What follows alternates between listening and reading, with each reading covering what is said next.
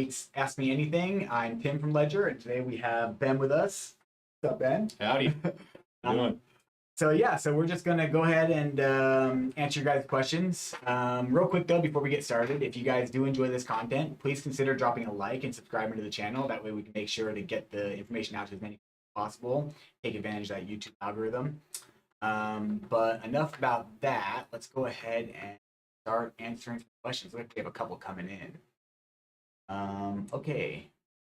Ravi Bahal is asking, trying to do an update via Ledger Live, but the wheel keeps spinning.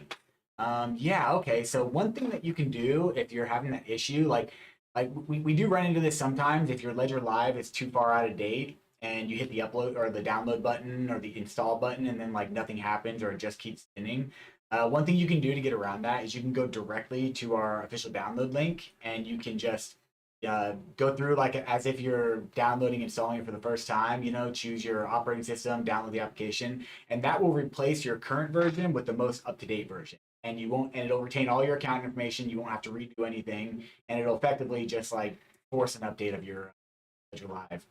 I'll go ahead and drop that download link for you here real quick. Yeah, so this is great if you're trying to update Ledger Live. Based on your question, it's not necessarily clear whether it's that or whether you're performing an update in the My Ledger tab. If you're having trouble with the manager, that could be a number of other things. First and foremost, we want to make sure Ledger Live's up to date. Then it could be a connection issue coming into play. It could be a network-related issue. That connection to the My Ledger tab involves a couple extra steps outside of the software to get the latest firmware and apps securely from Ledger. And so if you're having issues there, it might be worth reaching out to us directly. One of our support technicians, probably live chat available right now, to help you out more specifically with that. But yeah, definitely to update Ledger Live. I would try just running our installer here first. Okay, 2.69. Yeah, so it looks like you are up to date. So I assume then you're using the My Ledger tab. Maybe trying to upload an app or update an app or firmware. If you're trying to enter the My Ledger tab and it's just spinning, then definitely reach out to support. If you're having an app that is maybe pending the update, check your device and see if you have to approve anything there. But yeah, I would recommend reaching out to support for this specific thing. All right. Like, yeah, you want to? Yeah, Tech World says, GN, I'm staking my eGold now in Ledger Live. If I buy more and send it over to my Ledger Live, will that be automatically staked? Same with my NEAR. GN to you as well. So eGold and NEAR both can be staked in Ledger Live. NEAR, you might need to pop out to my NEAR wallet if you're having issues with it. Both of those, when you stake, it does not take place at an account level. So what I mean by that is, with certain coins, when you stake them, all you have to do is perform one transaction or a couple transactions, and then everything you deposit to that account will be staked. In these cases, I believe NEAR uses a delegated proof of stake mechanism, or sorry, eGold does, and NEAR uses something similar. And so when you deposit more to a Ledger account, you'll need to take an additional step to stake that. With eGold, I believe you can do that in the Earn tab or directly from your eGold account. And then with NEAR, like I said, you might need to go out to my NEAR wallet, or it might work for you in Ledger Live. But in both cases, you'll need to do basically the same thing you did before when you staked with that new asset. Yeah. Questions popping in. Yeah, keep them coming. All right. Caden Howe, sorry if I mispronounced that. Hoff. My Ledger screen went wonky 2 days ago and it won't turn on. Shoot, well, sorry to hear that. So it depends on, so if your screen won't turn on at all and you're having like a malfunction with your device, maybe you got moisture in it, or maybe it's old, or maybe something happened, then if you are within the 2-year warranty period, we can replace that. However, it could be due to some other things. We're not really sure. I would need to know a little bit more information. But in general, I'll be honest with you, when the screen dies on a Nano, it's typically not really repairable. But reach out to us at support.ledger.com. And it looks like, Caden, you said you did reach out to us, sorry, in the latest message. Oh, if you have a ticket number from when you reached out to us, if you have a case number, you would have gotten an automated email. Throw that ticket number in the thread and we can have somebody follow up with you. Yep. Sorry to interrupt. Oh, you're good. Yeah. You're good. I also want to give David M a shout out. Appreciate you helping us out here, responding to Tech World as well. Always appreciate seeing you guys help each other too. For sure. All right. The Phoenix. I have Nano X, but asked me to update on a laptop, and it's first time. I always update it from my iPhone. Yeah, so with the iPhone, you can't make a wired connection to the Nano X because the current the Lightning port on the iPhone doesn't support a connection to Ledger devices or many USB devices. Apple. And so, yeah, so you won't, and you can't do a firmware update over Bluetooth because it's too large of a file transfer for the Bluetooth handle. So it has to be a cabled connection. So if you are trying to update your firmware, then you will have to have a cable connection to a desktop computer. However, if you can do Nano apps though over Bluetooth. That could be where maybe the confusion came is like, oh, I've always been able to update my Nano apps, no problem. Now it's saying I need a firmware update. So if that's the case, then you can connect to a computer. Also, keep in mind that even if you don't have a computer, it's perfectly safe to connect to any computer that can have Ledger Live on it. And you won't have to do anything involving your crypto accounts at all. You can just install Ledger Live like on a friend or family member's computer, plug in your Nano, connect it to the My Ledger tab, update your firmware, unplug it, and uninstall Ledger Live, and it'll be like you were never there. So that is one option if you have access to a computer. Caden, thanks for that ticket number. We'll grab it real quick and send it to one of our colleagues. You can note it. I'll handle this question. Okay. So WHQX asks, is there anything we can do on Ledger Live desktop that we can't do on Ledger Live mobile Android? Asking since I want to know if I need to use my desktop. Generally, I believe Ledger Live on Android and desktop will have generally the same supported functionality. So you have the Discover tab on both. You can use wired connections on both. You can manage the same assets on both. I'm trying to think if there's anything with Android that wouldn't be there. There's a couple things that are more limited on iOS devices, so on an iPhone, but I think with Android, you have pretty much the same functionality as you do on Ledger Live desktop. Yeah. Sorry. No, you're I good. wasn't paying attention. You're an Android user, Yes, right? yes. There's nothing on Android that isn't on desktop. Or sorry, there's nothing on desktop that isn't on Android. No, it's pretty much all. Yeah, except for like maybe like niche token support or something. Yeah, I'm trying to think like there's nothing that comes to mind. Nothing big. Nothing. Yeah. The biggest change would be on iOS, lack of the Discover tab. Yeah. Sort of. Yeah. All right. Yeah, I appreciate you too, Caden. Yeah, thanks for stopping by.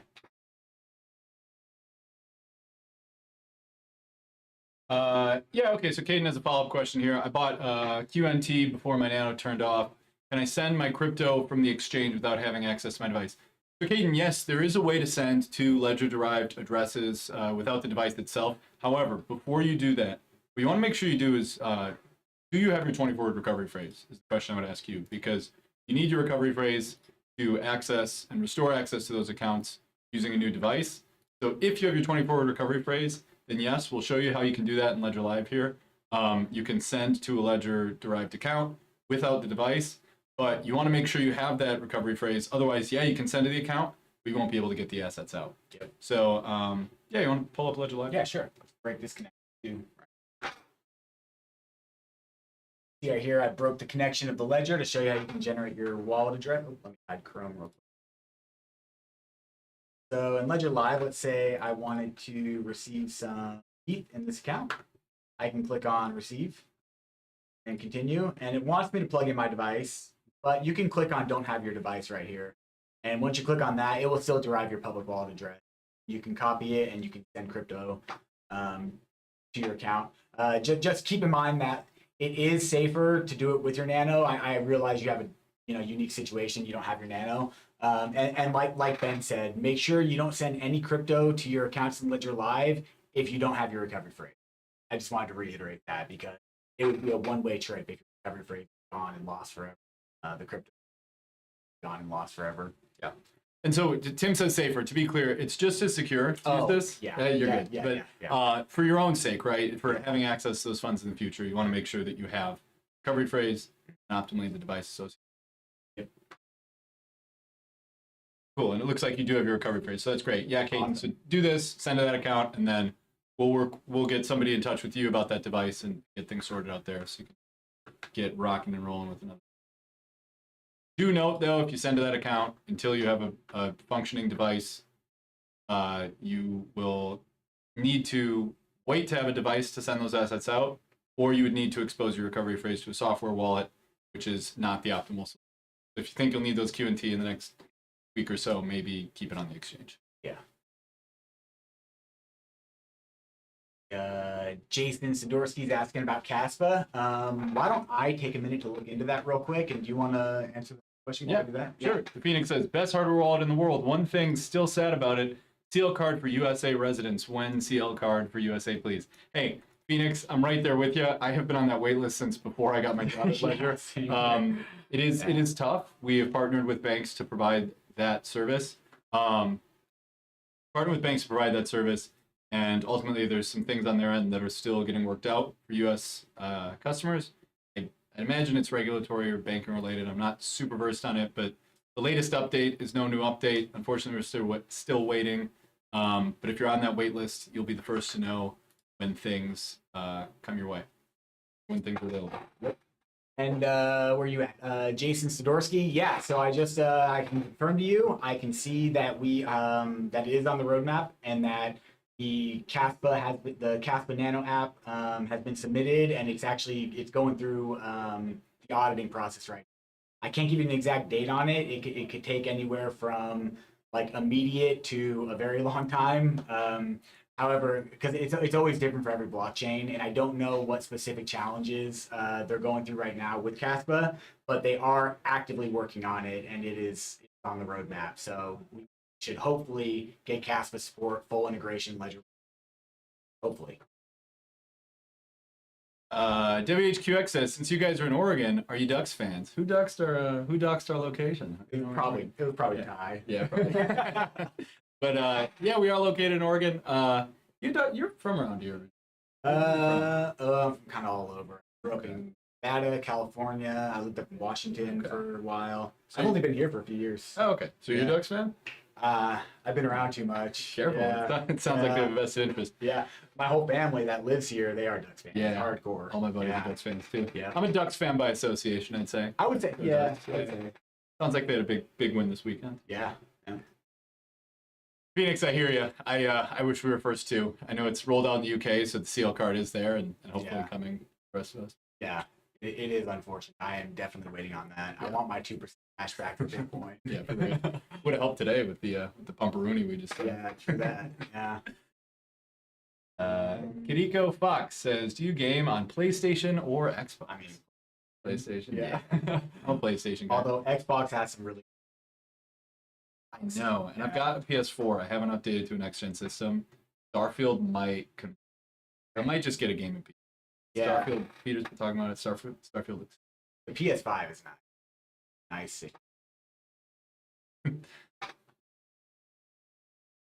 Yeah, I hear you, Phoenix. It's crypto's tough. Hopefully, It's some clarity comes around and things become more mainstream. It seems like it's happening, and be able to launch things with more certainty. For sure.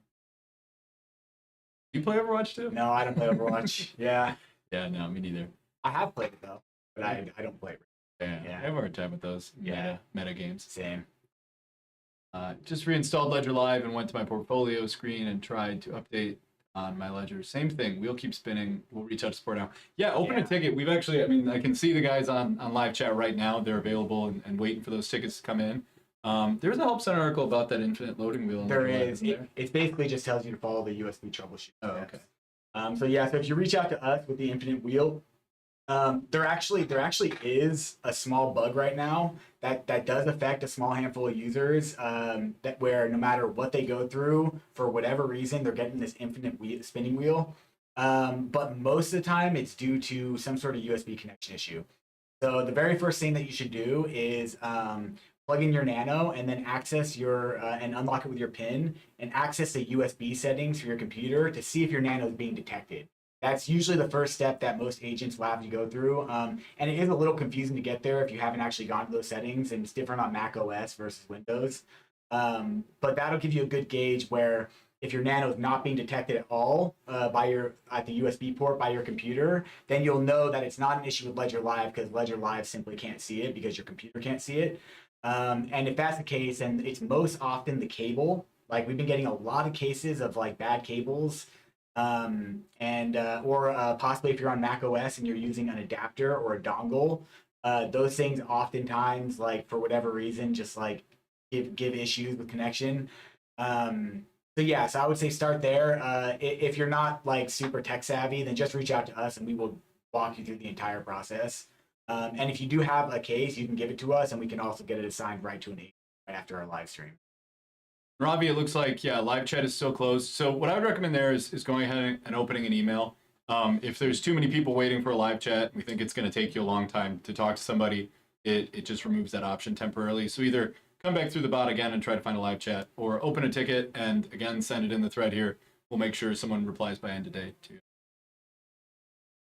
Jason Sidorsky, thanks. One other question. Kadena is supported on the Ledger device, but not on Ledger Live. You can't store it directly. You have to use the Kadena portal. Yeah, so Jason, this is a great question. So it helps have some context about our development ecosystem. So we take a bit of a different approach than maybe some other hardware wallets.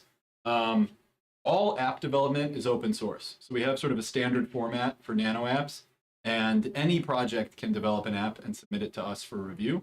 Once they've built that app using our guides and framework, our internal team will audit it to make sure it's secure. So our Donjon, our internal hacking team, will go line by line and make sure that we trust that app to reliably work for you guys and be secure. Only once it's passed all those checks will it go live in the My Ledger tab. Then you have it, and you can use it with third-party wallets, and that grants you the security of a Ledger device with a wide variety of cryptos, even if it's not supported in Ledger Live. To integrate to Ledger Live is a bit trickier. We obviously have to do that internally, and then we have to have the infrastructure in place to support that. So we need to be able to get price feeds and transaction data from the blockchain. So those integrations tend to take longer, and there has to be an app first. So what you'll find with a lot of new coins, and even some older coins, is an app might exist, but a Ledger Live integration doesn't. And that just takes some time. It's all about demand. It's all about hearing from customers like you what you want in the product, and then us escalating that feedback, which I can tell you firsthand, Kadena is definitely on that list. We hear about it a lot. So Yes, it is. while I can't give you a specific ETA on when it's going to be supported, I would say we hear a lot about it, and it's quite likely that it but for the time being, there's no security risk to using that Kadena portal. It's more of just an inconvenience.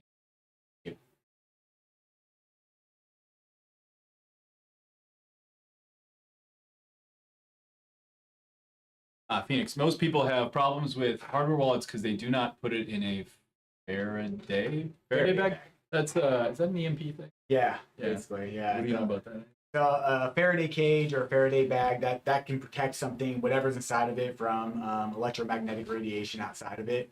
And so actually being in a Faraday bag would protect your ledger from like an EMP, for instance. But as far as causing it to make connection issues, like unless like it was like, exposed to something that it shouldn't have been exposed to, like I don't even really know what, but yeah, for the most part, you shouldn't have to keep it in a Faraday bag. I think with the Ledger wallets, from my personal experience, I think that the biggest thing to remember is to keep them in a dry place, because they're not watertight. They're not airtight, and so if you live in a humid climate, or if you live somewhere that has a lot of humidity, then that could cause erosion on the circuit board the same way of like with any electronic device. And so one good practice is if you have like a safe and you have like the silica bags that pull moisture out of the air, like maybe a safe where you keep like your important documents and stuff, putting the ledger in the safe with to keep the humidity out with the silica bags, that's a good tactic to keep your ledger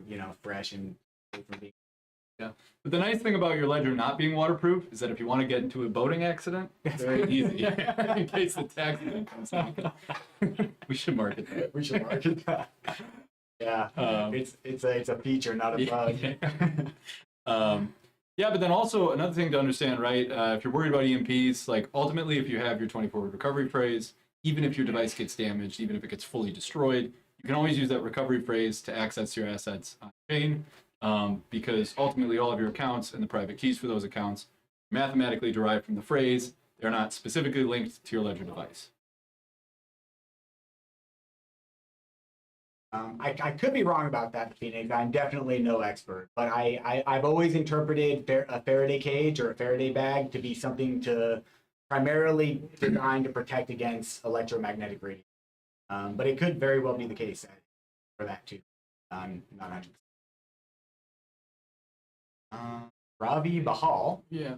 I just reinstalled Ledger Live and went to my portfolio screen and tried to update on my ledger. Same thing, wheel keeps spinning. Yeah, definitely reach out to us. And if you get a case number, or you will get a case number as soon as you submit the email ticket, go ahead and share it with us here, and we'll get it assigned right to an agent. Okay. Yeah. After the stream. Yeah, no problem, Phoenix. Sure. All right. Now, looks like we kind of burned through all the questions. You guys have anything else? Please drop them. Robbie, maybe, I mean, as we wait for more questions to trickle in, Robbie, if you don't mind sharing what kind of computer you're on, we can at least show you maybe how to check that your device is being detected. Yeah. Whether it's by showing you on the command line here or a terminal here, or with maybe linking an article on Windows. So if you're using a Mac or a Windows device, you could let us know, even a Linux. Macros that should fit. Yeah. Let's see.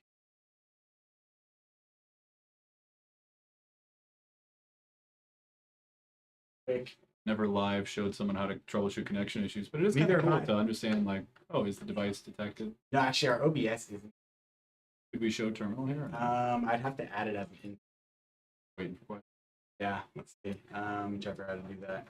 Usually, I do it from system. Oh, yeah? Okay. Yeah, you go here, you just go right to USB.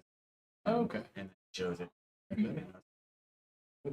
So yeah, so if you're on Mac OS, you can just go to hit Command Spacebar to open up the Finder, the search, and then type in system information.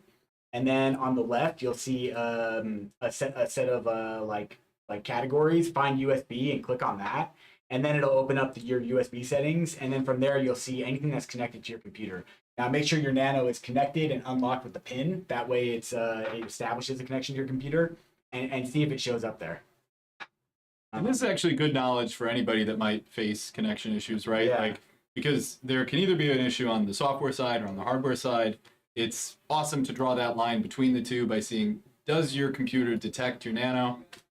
If it does, then you know that there's something going on in your software or your digital environment. If it does not, then there's something going on with the hardware or your USB port itself. Kind of figure it out.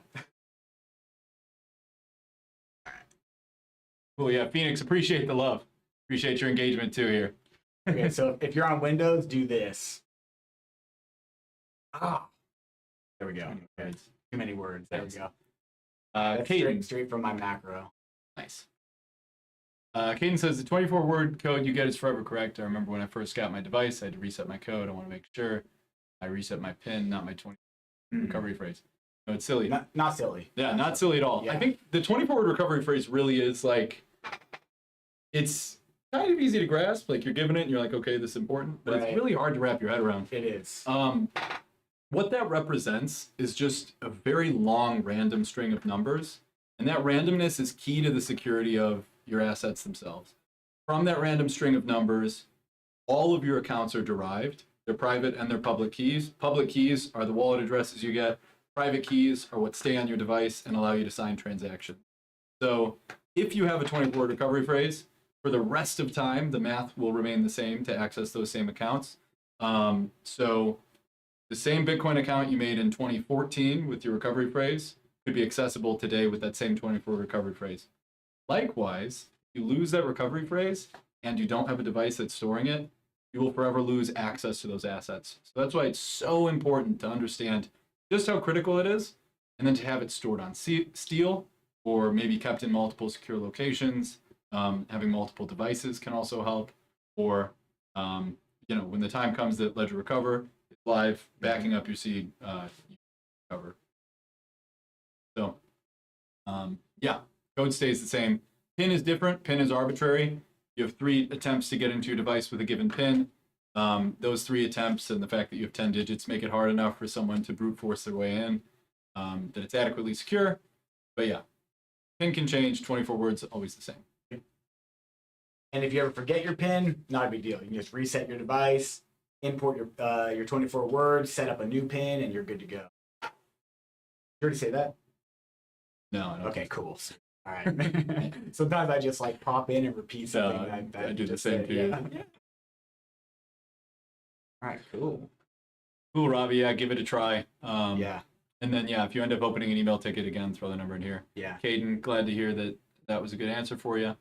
But yeah, I mean, let's open it up. It's obviously we're here to talk about Ledger, but any crypto questions, Yes. anything about recovery phrases, personal security, scams, we're happy to talk about it. You know, whatever is maybe something, a burning crypto question on your mind, happy to hear it. I got something cool about recovery phrases.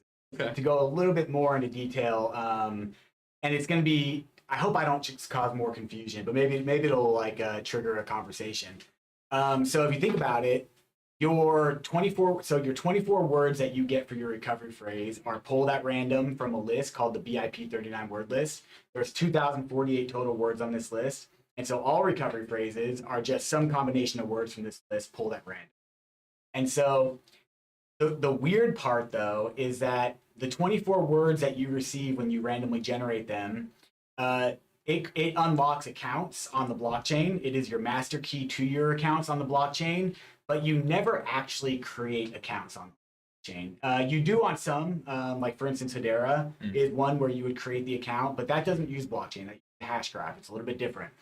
On the blockchain protocols, the ones that follow the BIP39 standard, it when you get your words, you are actually just getting the keys to accounts that already technically existed on the blockchain, but just haven't been used yet because that combination of words has not been put together to access those accounts.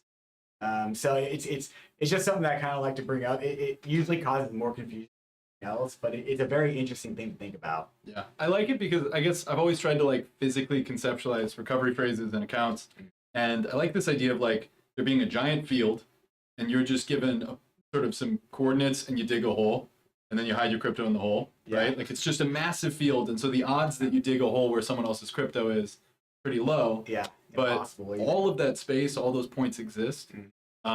And it's just so computationally improbable or mathematically improbable that you would end up in someone else's, that it just doesn't happen. Yeah.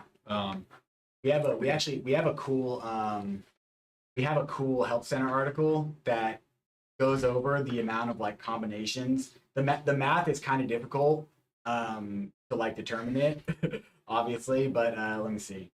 But it's also just hard to wrap your head around. Yeah, like, At some point, numbers get so big that it's kind of abstract. But you know what's another cool one? If we don't get more questions, we could go to Ian Coleman and talk about passphrases. Yeah, we should do that. You guys get... Oh no. Well, you do that. I'll take Caden's question. Okay. So, how did you guys get into your career at Ledger? Had no idea they were based around the U.S. Yeah, so Ledger is a French company, first and foremost. We work at a sort of satellite office here in the United States. I personally have been at Ledger for now about a year and a half.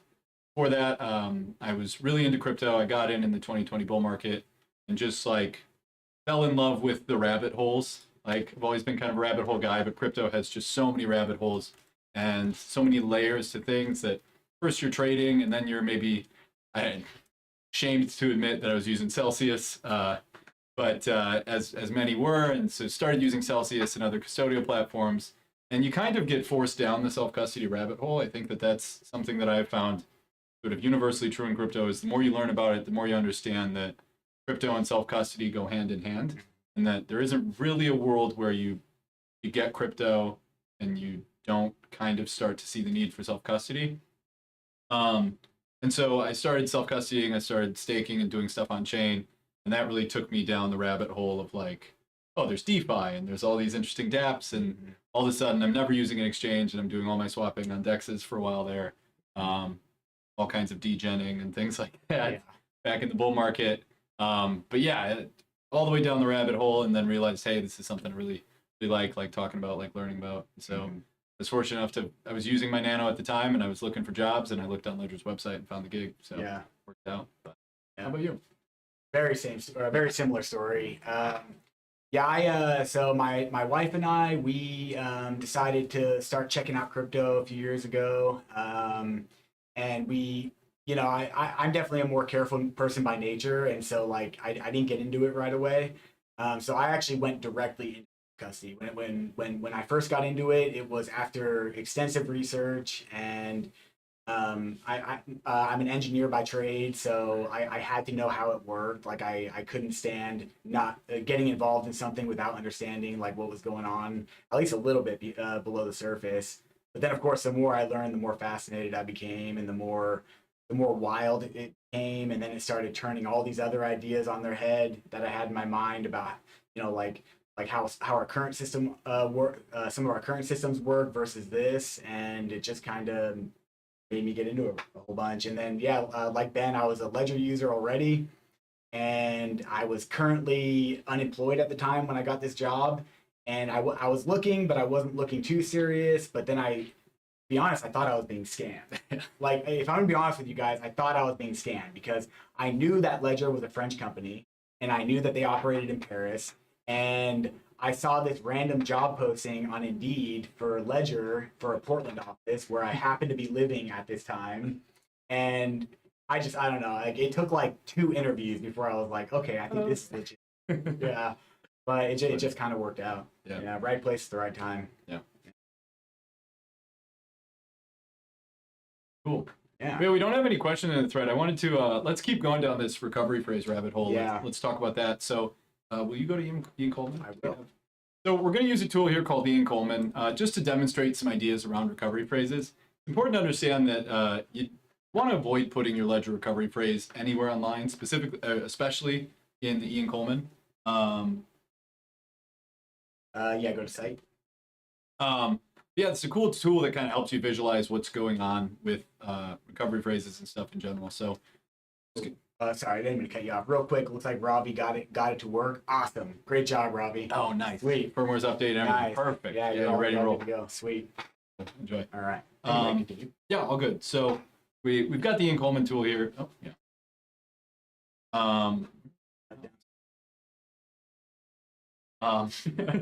Two screens going on here, folks. So just when we talk about seeds, right, and how your recovery phrase is actually just a big arbitrary string of information, here you see, like, here's a 24-word recovery phrase, and here's the seed that it represents. And so a savvy user could steal this right now and put it in somewhere and end up with these same accounts, but ultimately there's no assets on these accounts. So from this big seed, on different coins, you derive different accounts.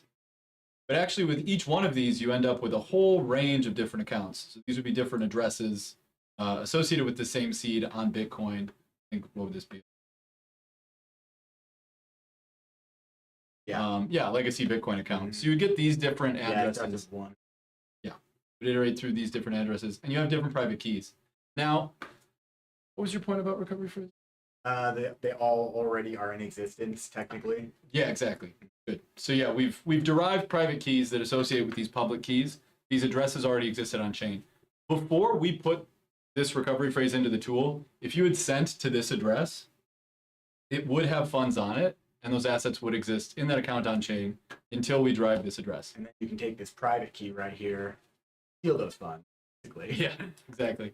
But the odds of you ending up with the same 24 words and deriving the same private key are so infinitesimally small that you have security just by hiding sort of like a diamond in the rough. Yeah.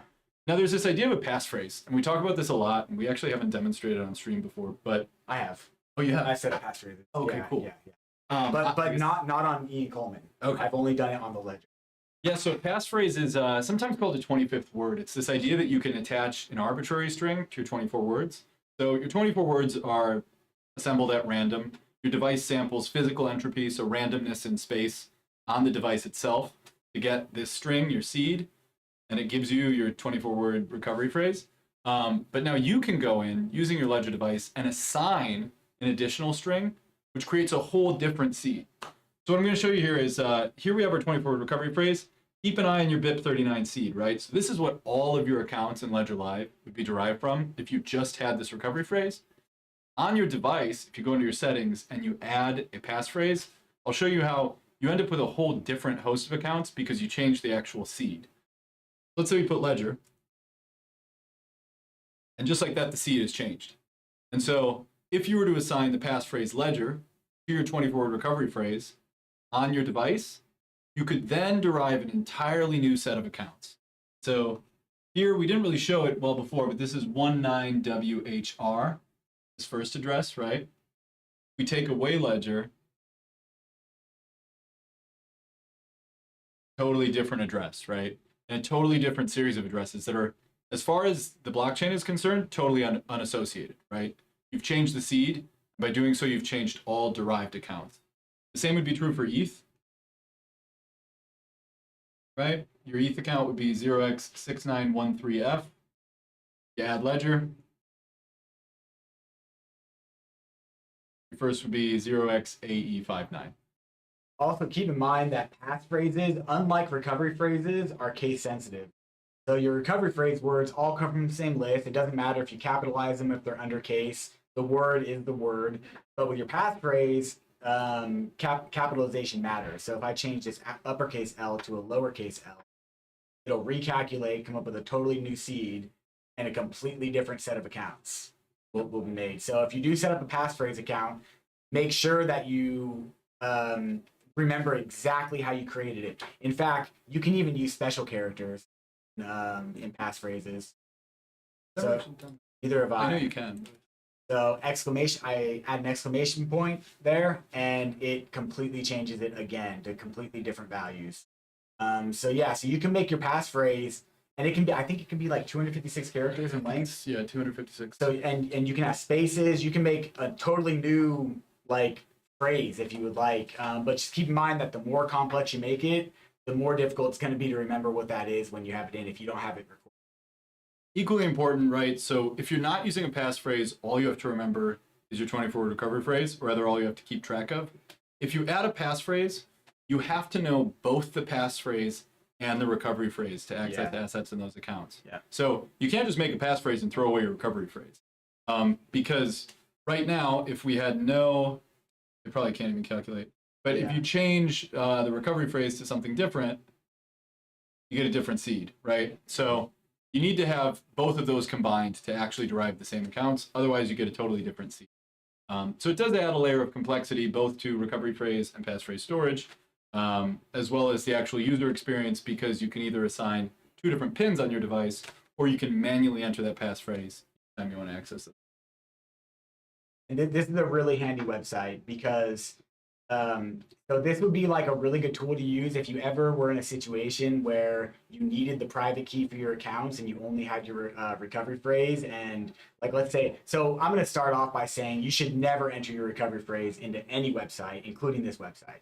Second, that your recovery phrase hits the internet and is exposed in any way, shape, or form to the internet, it then becomes vulnerable and it becomes subject to potential malware, potential, like if your system's hacked or anything like that. The only way to keep it safe is to not let it be exposed to begin with. But there are, niche cases. Like let's say you're in a situation where you have your recovery phrase and your ledger's broken and you have no way to access your ledger. You have no way to get a new ledger and you have to access your funds right away. And so if you're in a situation like that and you understood the risk of importing your recovery phrase into a tool like this, you could go to iancoleman.io and you can put in your mnemonic phrase, which is your 24 recovery phrase, and you can choose the asset you want, the coin, and you can derive your private key for your account. And then you can use that to sign transactions if you needed to. And this is why we say, like, if Ledger were to go out of business tomorrow, no more firmware updates, no more app updates, your device gets too old to use, right? And you still need access to those assets, you will have them, because ultimately what grants you access is ownership of the seed, ownership of the 24 words, not the device itself. Yeah. Well, since we were talking about passphrase, I don't have questions coming. Let's because the passphrase feature that we have for our nanos is actually really cool, and it's mostly user friendly. I would say there's a couple nuances that make it a little confusing, but we can totally set up a passphrase account and show you guys what we're talking about here. I think the hard part is really wrapping your head around what you're doing and making sure you do it right so you don't forget the passphrase. Yes. Let's start by showing Ledger Live. Let's go to the accounts. I'm gonna go to my ETH account, and so this ETH account belongs to this nano with the recovery phrase that's in it. Looks like we got a question. Yeah, that's correct. Yeah, Caden. So your 24-word recovery phrase, anytime you randomly generate, and this goes for 12 word, 18 word, some software wallets like MetaMask will use a 12 word recovery phrase. They all pull those words from the BIP 39 word list. And they may have their own algorithm they use to generate randomness in order to derive those words. It may look a little bit different, but the source all comes from the same place. Yeah, a couple notes there though, right? Yeah. The words are assigned to the seed. It's not like the seed, how do I put this? So the seed is what's important, and the seed is a sample of randomness. And so Tim mentioned like a software wallet will typically use some sort of algorithm, which would be pseudo-random number generation, probably very complex, but ultimately pseudo-random. Your ledger device is sampling physical entropy, and so it's actually measuring like, I think there's a filament that gets bounced back and forth based on sound waves, something like that. There's a number of actual physical samples that try to get as much just random noise, right? Like random sensor noise as possible, and then convert that into data, and those data are then assigned words that represent them. And so you're using the words to represent bits data, but those aren't from a database per se. It's not like, okay, the next one is this. Instead, it is a random thing is then represented using words from the word. Yes. And then I dropped the word list for you if you want to check it out. All right, cool. All right, sweet. So real quick, I will just go ahead just to show you that this is the correct nano for this account. Open up the ETH we'll let it sync and derive my account. So we know that this is the correct account tied to this nano. So you can just go ahead and approve or deny that, whatever you please. And then now we can set up a passphrase using the same nano, and we can attach it to a different pin, and we can kind of show you how that works. To do this, you will open settings, security, passphrase. Yeah, I don't know if you guys can see that, but yeah, settings, advanced security. This will give you a little warning. It'll say, hey, passphrases are an advanced feature. Make sure you know what you're doing. Links you to Ledger support. You will press both buttons to scroll past back. Oh, we hide it behind back. Yeah. Done this in a minute. Yeah. Then you have two options. You can attach a pin or set as temporary. Setting as temporary means just for this session in the device until you lock it again. You'll be accessing different accounts. If you attach a pin, then this pin will stay on your device. And so when you're logging into your device, you'll have the choice between the pin you set for your recovery phrase or the pin you set for your passphrase. This actually opens up an opportunity for some plausible deniability. So there's the idea of a wrench attack in crypto, right? Where instead of hacking your device, someone will just find you, know you have a Ledger device or a hardware wallet, and try to coerce you into opening up your device and sending assets out. If you attach a passphrase pin or secure assets on a passphrase, and then also have a recovery phrase pin, one of them can be a decoy, a decoy set of wallets. And so you can show them, oh, I opened the device, and then they'll see accounts with whatever, $10 worth of ETH, a couple sats, something like that, and they'll think, oh, this guy doesn't have any money, guy or gal, person. And so ultimately that provides some extra layer of protection where, okay, I showed you, there's nothing in my Ledger device. Yeah, sure. Yeah, I'll do that. So we'll choose a new passphrase pin. I'm just going to make this 1, 1, 1, 1, just to make it nice and easy. Confirm the pin. 1, 1. Enter the passphrase. We'll just make it so you can see here you can do uppercase, lowercase. Yeah, so I'm just gonna do all lowercase, and I'm just A, B, then we come here, find the check mark, and we'll confirm the passphrase ABC. Confirm with my current PIN, which I'll do off here. This is the PIN that you use for the actual device to unlock it, your main PIN. Don't look, Ben. I know you want to look. I gotta get those ETH. All right, cool. So processing, passphrase set. All right, cool. So now we can go back. I can unplug it. Let's go ahead and plug it back in. This time I'm going to enter a PIN. Now I have 2 pins that I can use to unlock this device. I'm going to use my passphrase PIN that I just set up, which is 1, 1, 1, 1. And it unlocked the device, no problem. We're in. So now I can come here though to Ledger Live. Let's try to generate the ETH receive address again. Same nano. We didn't reset it. We didn't do anything. Oh, well, we did do something. We set up a passphrase. Open the Ethereum app. And then we're going to get hit with the dreaded recovery phrase. Please check your Harbor wallet is set up with the correct recovery phrase. So that'll only happen if you're trying to access an account in Ledger Live with the wrong nano or the wrong recovery phrase. So as far as Ledger Live is concerned, this is not the right seed to access this account. Then we can take it a step further, and I can go here. I can add a new Ethereum account.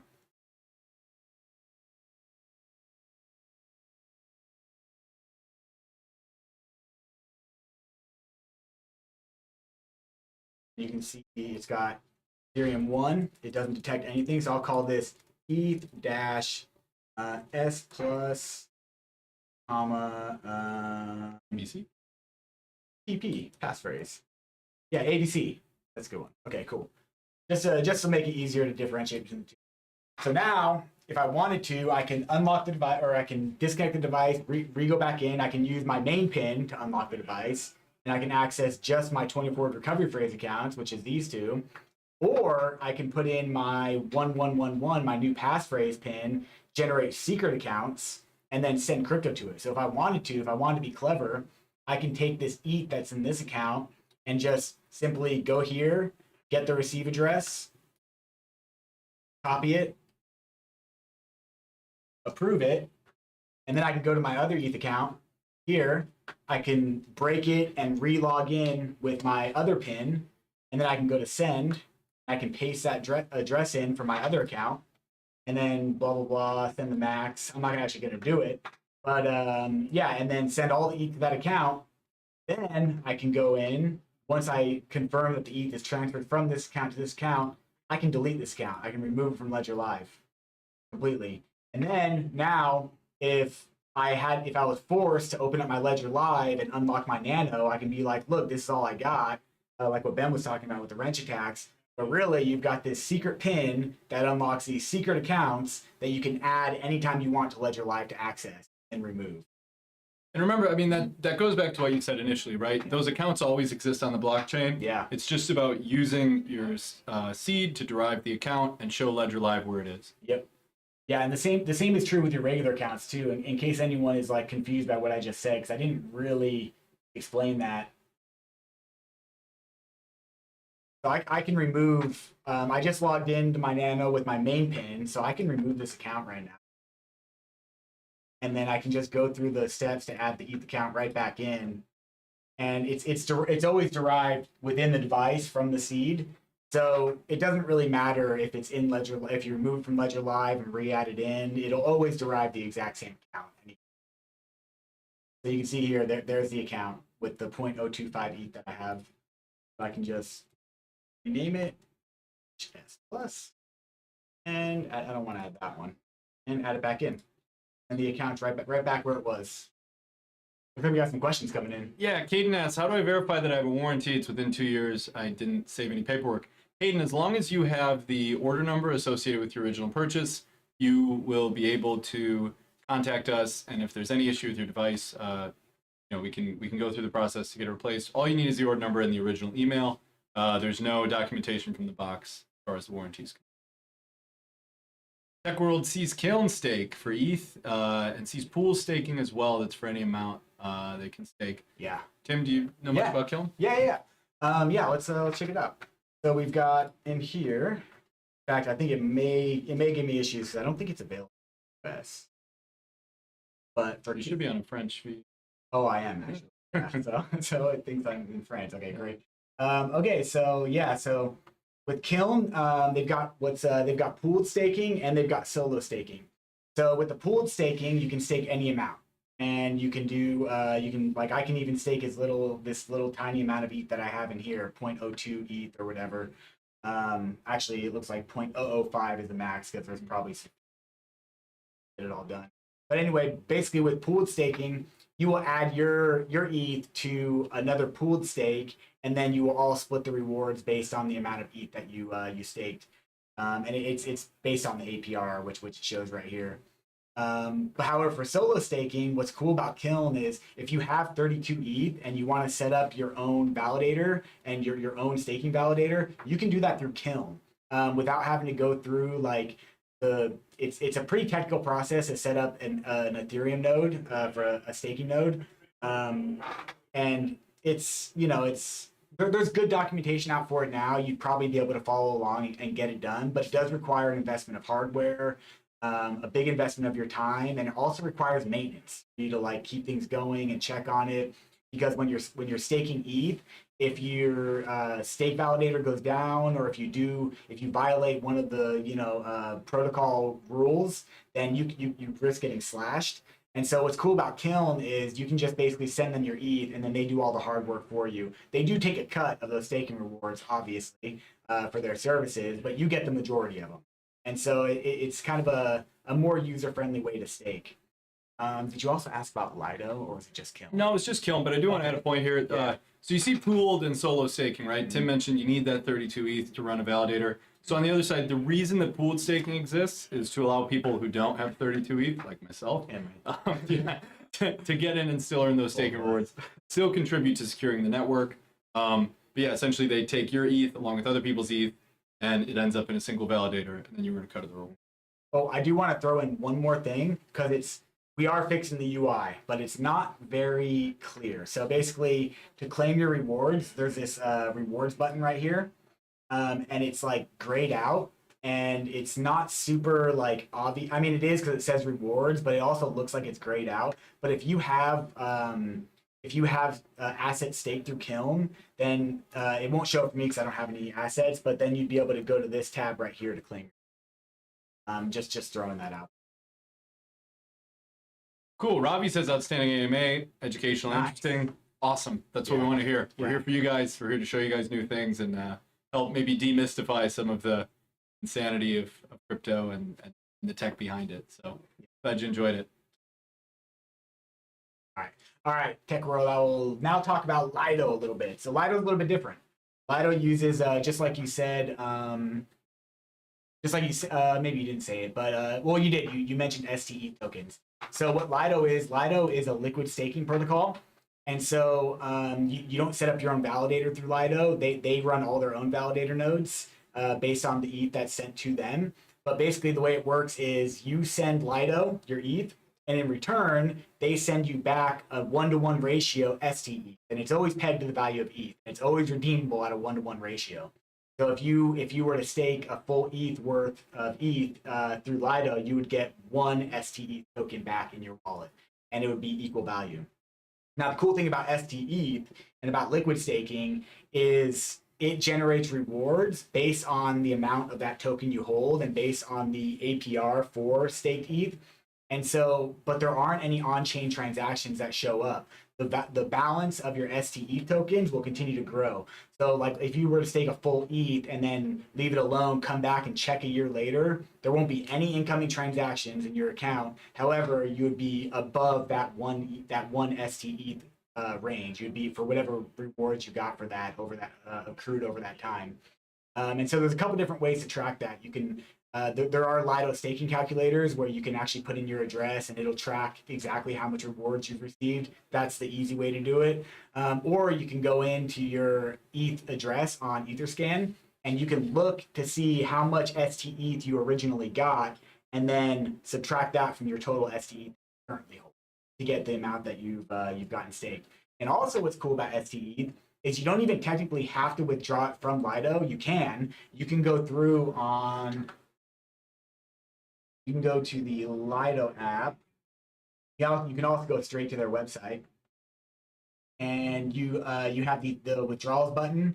So it'll detect your STETH, and you can withdraw it, and then you can have Lido send you ETH if you want, or you can go to any decentralized exchange, such as 1inch, Paraswap.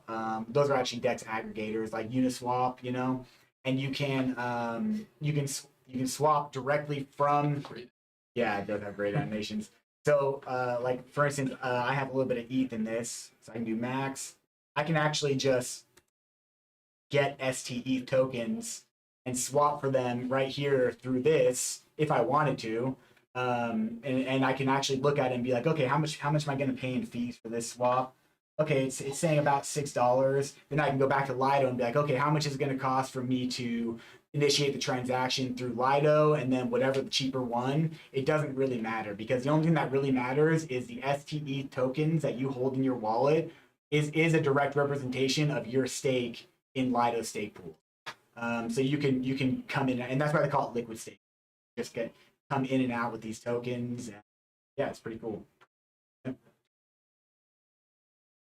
Cool. Zero asks, is Ledger still safe to store crypto? Zero, yes. Ledger is still safe to store crypto. Ultimately, top of the line hardware, top of the line firmware, and a quality team building a device that secures your crypto. I assume that the root of your question is regarding Ledger Recover, our forthcoming service that allows users to opt in and back up their seed. We have tons of documentation out there on it. So there's actually a 6-part blog post series that took a lot of time for me to wrap my brain around, but really gets into the why, the what, and the how behind Ledger Recover, what's going on, what your device is doing, and how ultimately the model hasn't really changed. All of the secure encryption and computation still occurs on your device, and no sensitive data is transmitted in plain text if you choose to opt into Recover. And ultimately, if you don't want to use Recover, keep using your Ledger device just as is. It stays just as it has been. Yep.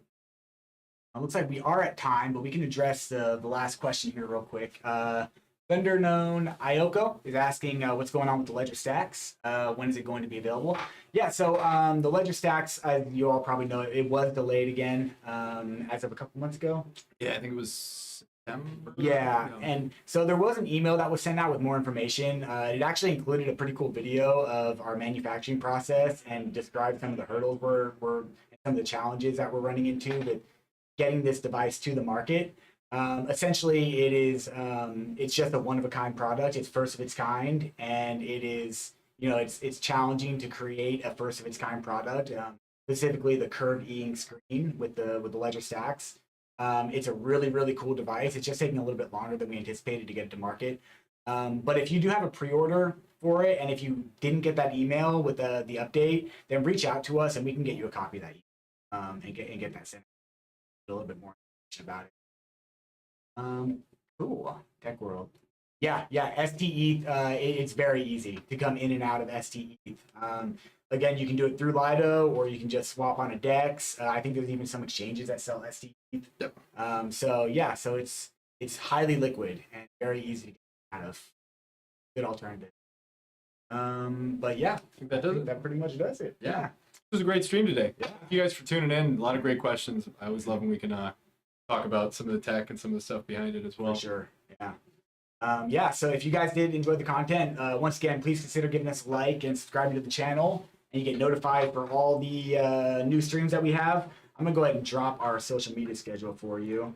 Well, he does that. If you guys have content you want to see both on our channel or on a stream, maybe a deep dive stream focusing on a topic, please comment that on our picture or on our on our videos, on the stream itself. Put it out there. Our mods come through and look for all those recommendations and requests.